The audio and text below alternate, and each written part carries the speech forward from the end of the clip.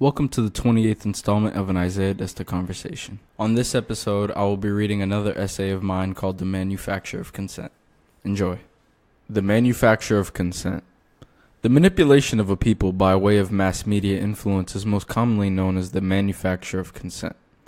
In order for a democracy to function properly, it is necessary for its citizens to be well informed, thereby making them capable of making rational political decisions. If the media is providing information to the masses that is motivated by any particular agenda and is thereby inaccurate or incomplete, the citizen will not be adequately informed.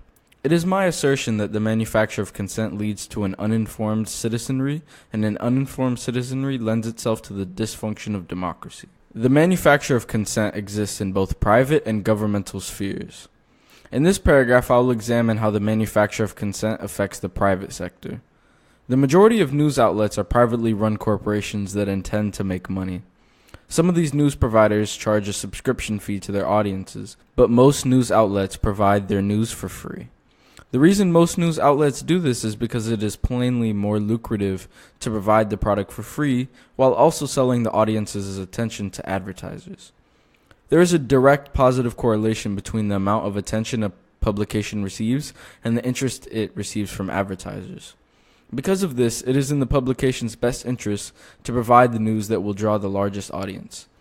If news is being released to grab attention rather than to inform, it is failing its fundamental democratic purpose.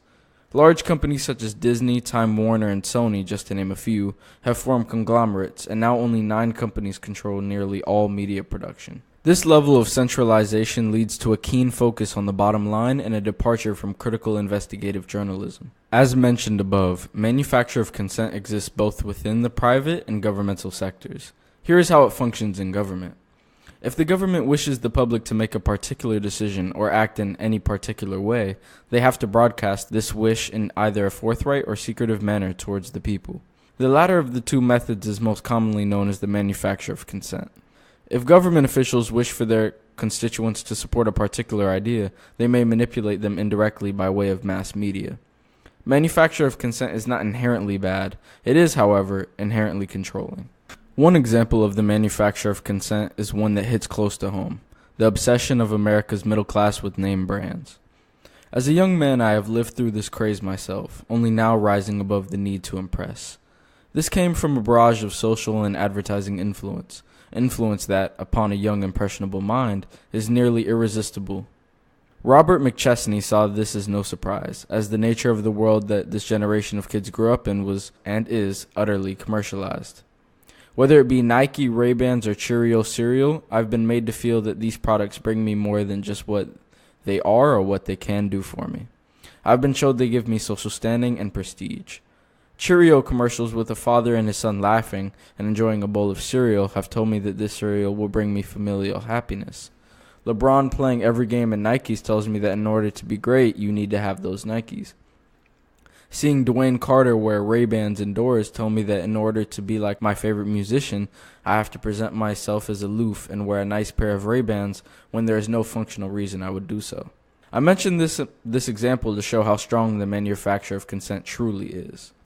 In 1897, William Hearst, owner of a newspaper company, the Hearst Papers, planned one of the most controversial prison escapes of all time. A journalist is to report the news as it happens, not make the news and then report on it. That is exactly what happened with this case of Cuban prisoner Evangelina Cisneros. Hearst planned to break her out of jail and bring her back to the U.S. Hearst had a firm grasp on what his viewers would enjoy. He knew if he produced a story with a damsel in distress and a brave American coming to save her, it would sell incredibly well. After this successful mission, Hearst printed the story of her escape and what it meant for the spirit of freedom. As he predicted, it sold very well and brought the paper to new commercial heights.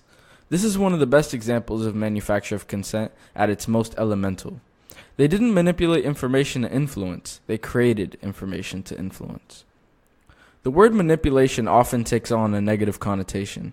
While this isn't necessarily misguided, it is not always the case that manipulation is used in an evil way. Franklin Delano Roosevelt brought the U.S. out of the Great Depression using the manufacture of consent. FDR was a pioneer in the use of radio. In doing so, he was able to reach a larger audience than was previously possible. In his first fireside chat, he educated the public on the fundamental nature of the banking system and how it worked. He explained that banks invest the money that its customers pay into it. He did this to educate the public, but also to make them more receptive to his New Deal.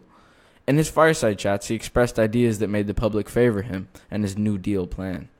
While this is an example of the manufacture of consent, it was done in good faith, trying to fix a dire problem. FDR did what he thought was right. As I stated in my thesis, the manufacture of consent is deadly to a proper functioning of democracy. If you look to FDR's fireside chats, you will see manipulation in the name of benevolence. True as it may be, it does not change my stance. The reason this hasn't changed my stance is that this sword cuts both ways, meaning that although FDR meant well, maybe the next man won't. With this precedent set, a president could, in theory, willingly manipulate a people in the name of benevolence or justice. This is the ultimate slippery slope, and is why we, as a civilization, have attempted to dissolve the authority to the many in order to avoid rule by the benevolent elite. Thought leader Walter Lippmann took the stance that this is how it ought to be. Lippmann believed that it was necessary that power should be invested in a few men of action, says Lippmann. This view of the world leads ultimately to corruption. As a fundamental rule, all things eventually corrupt. People die and stars burn up. However, some things corrupt more quickly than others. Lippmann's assertion that the public is irrational and cannot possibly hope to make decisions that lend themselves to the betterment of the nation is true. However, his resolution to make a smaller ruling elite will do what the larger population would have done, but more expediently. This has been made clear in several other oligarchies, i.e. Iran and apartheid South Africa, to name a few. Lippmann's point is noted. People are flawed. Yet it seems clear to me that putting fewer of them in control would serve to only shorten the time it would take until the inevitable corruption of our American democracy.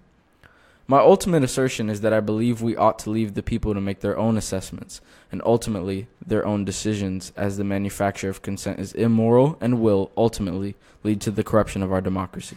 Thank you.